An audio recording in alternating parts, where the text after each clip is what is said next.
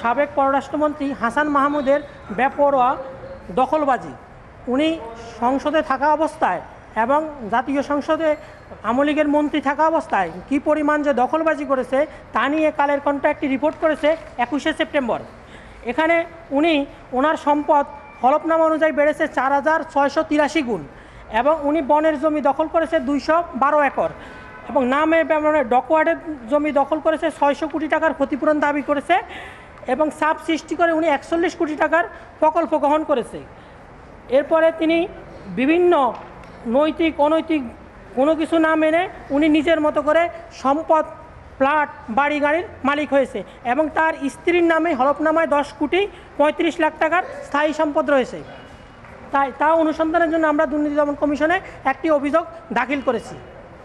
আর দ্বিতীয় অভিযোগ আমরা দাখিল করেছি সাবেক মেয়র সাইদ খোকন ও তার স্ত্রীর বিরুদ্ধে পত্রিকায় প্রকাশিত অভিযোগ অনুসন্ধানের জন্য। প্রথম আলো তার রিপোর্ট করেছে তা ওনার সম্পত্তি বেড়েছে 27 গুণ। নির্বাচনী হলফনামায় ওনার ছিল আগে 77 কোটি টাকা, সেটা এখন হয়েছে 238 কোটি টাকা। এই 8 বছরে ওনার সম্পত্তি বেড়ে গেছে 27 গুণ। আর আমরা আরেকটা অভিযোগ দিয়েছি সাবেক ডিআইজি পলয় কুমার জোয়ারদারের নামে। উনি 6 দেশে 4 দেশের 6 শহরে বাড়ি করেছেন। শুধু বাংলাদেশে যে সম্পত্তি করেছে তা না, উনি 4 দেশের 6 শহরে বাড়ি করেছে।